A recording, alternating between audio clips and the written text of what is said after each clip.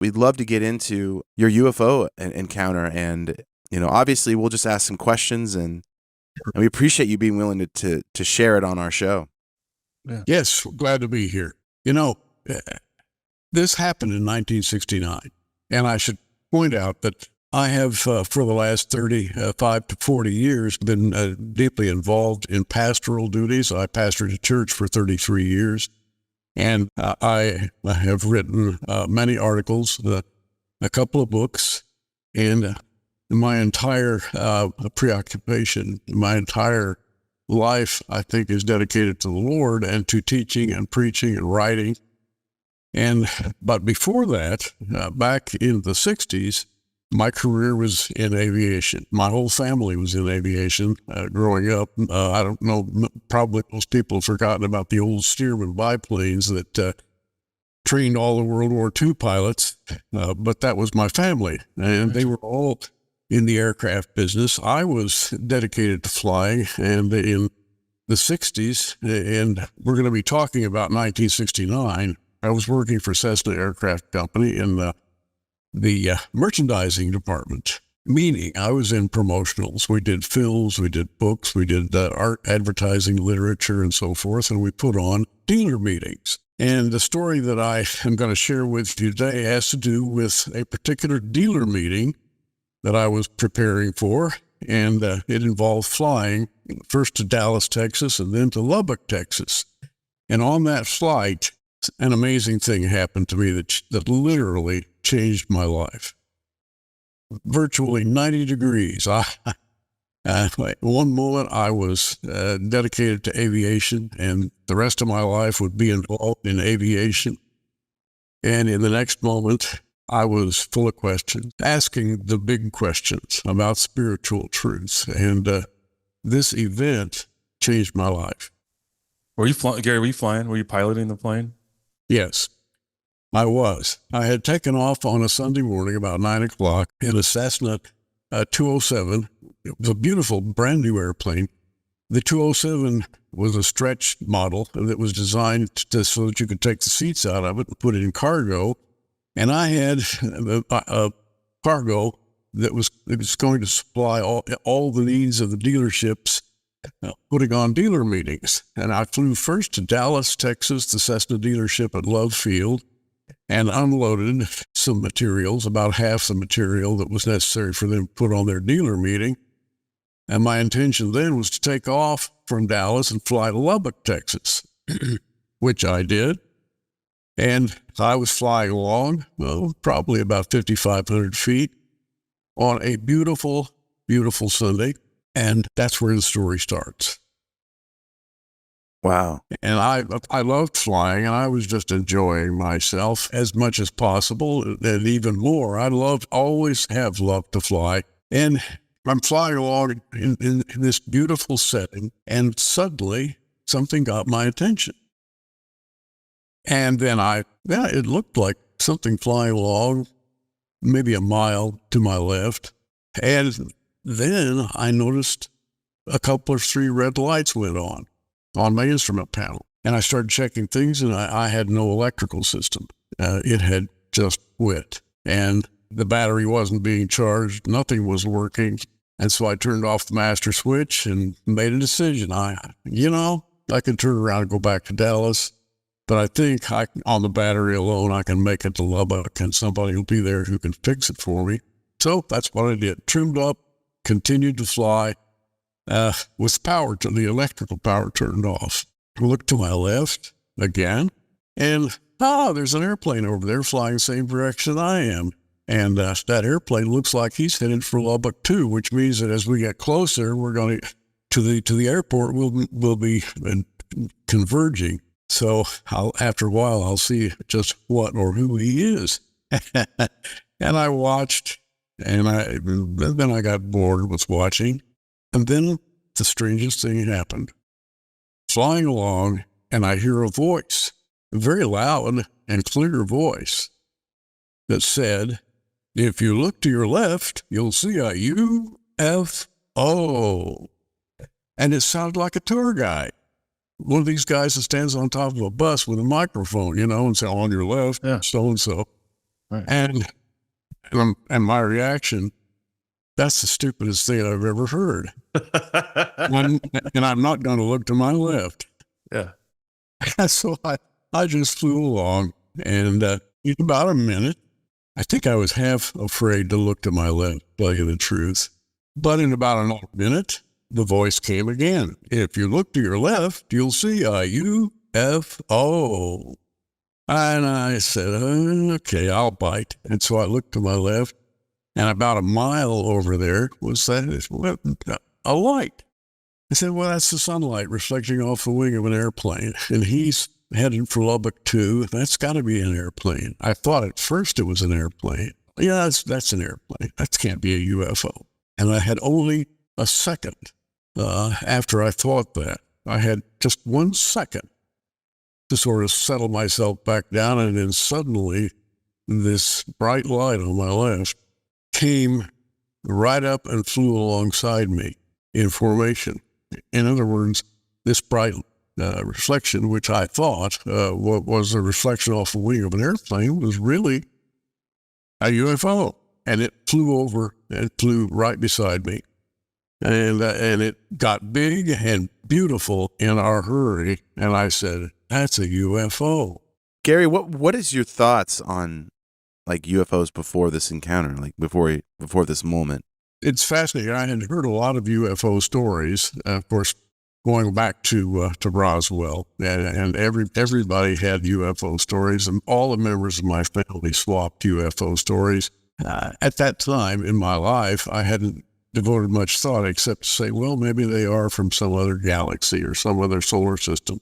And I didn't think much beyond that. I just thought, well, it's not difficult to believe that somebody would fly here. Someone with high-tech capabilities could fly here and perhaps make contact with humanity. So that was kind of my basic belief.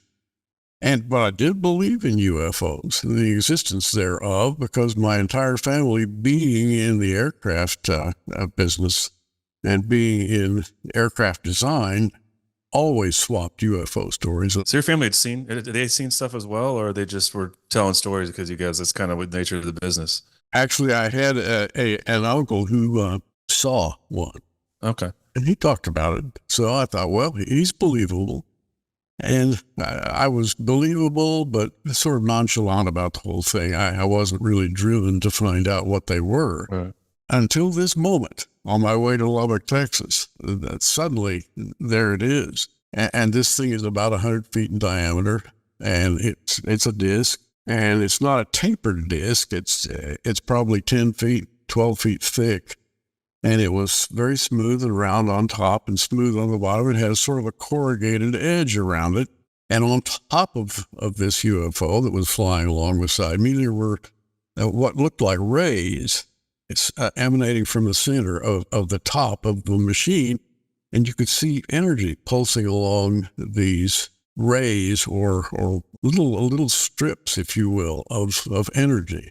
And I was just super fascinated with this, and I even edged the airplane over a little closer and pulled it up a little higher so that I could look down on the top of this thing. And it was just amazing. And I thought to myself, they're real. They really are real. And at this point in time, I knew nothing. That is to say, I was still very ignorant about what UFOs were. In the years since, I've come to some definite opinions about what they are and where they come from and what they're doing here. But at that time, I only barely made the connection between the problem I had with my airplane and the appearance of this device. I didn't connect the two. Later on, I discovered I wouldn't be alive today if that thing hadn't come alongside me, because I really believed that I was in the center of some kind of a battle.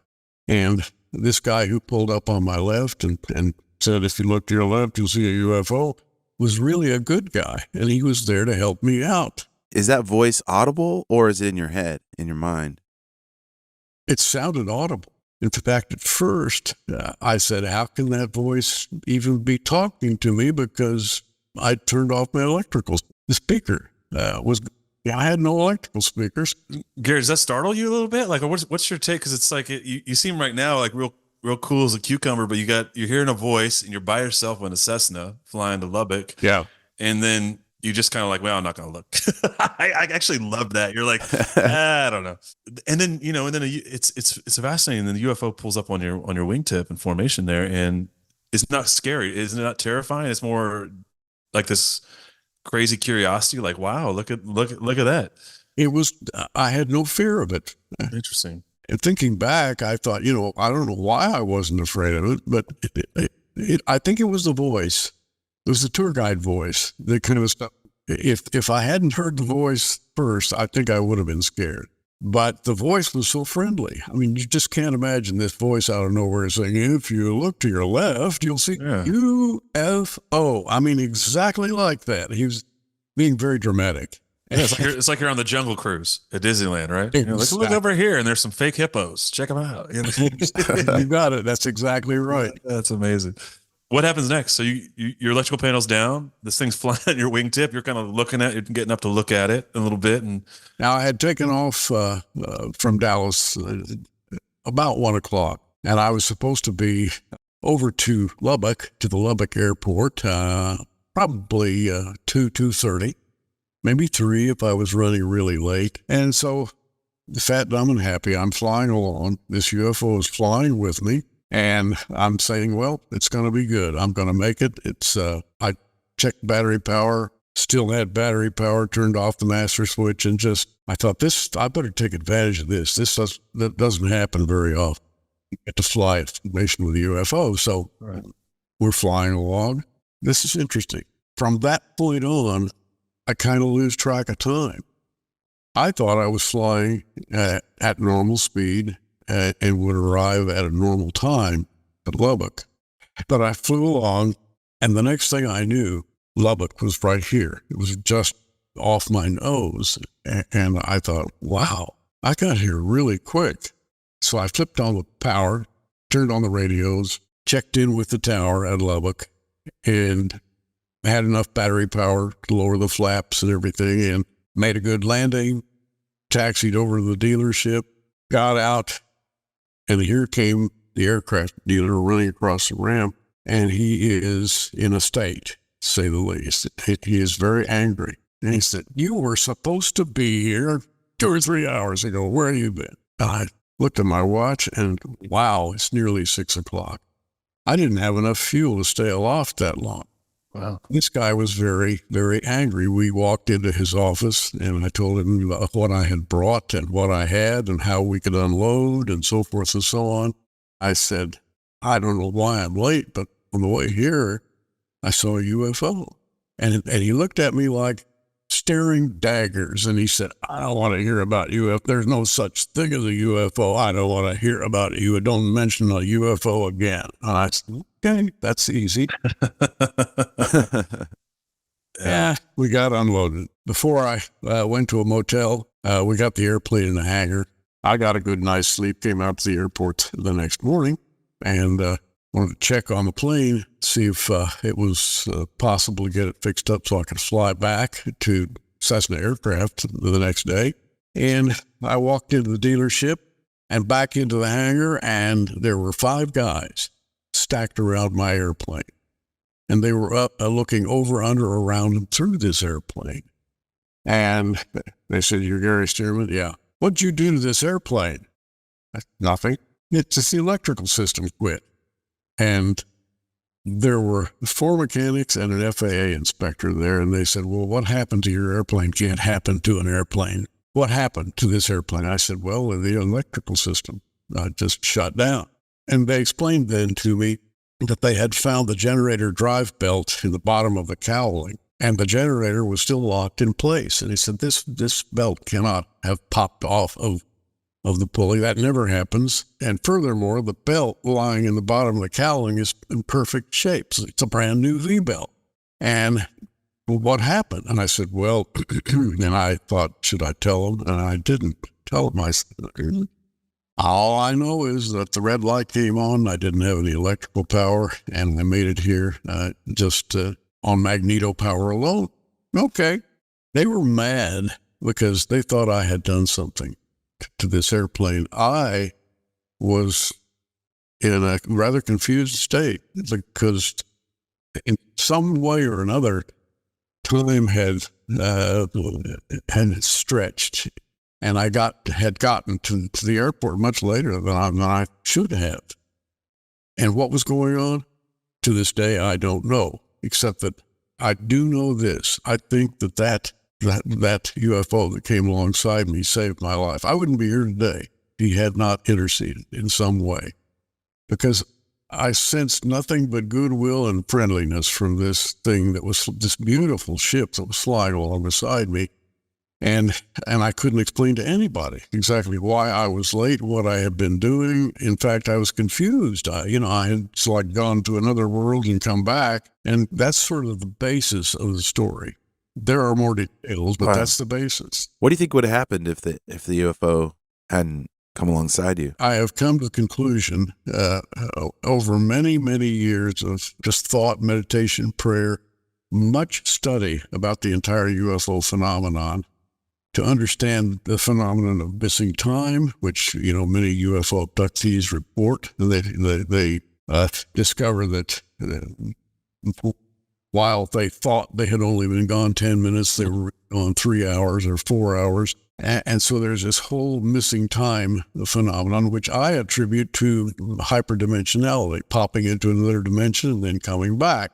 And I believe that happened to me. I believe that this was an angel, if you will, a guardian angel who came and saved me. But the other thing that happened is that from that point forward, my career path changed.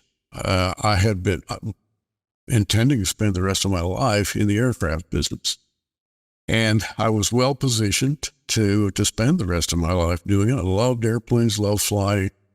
And a series of events happened just after that changed my life. And I became ultimately a pastor, a Bible teacher, and a Bible writer. I love to write on the subject of Scripture and salvation, and have written a couple of books and a number of articles for our magazine, The Prophecy Watcher.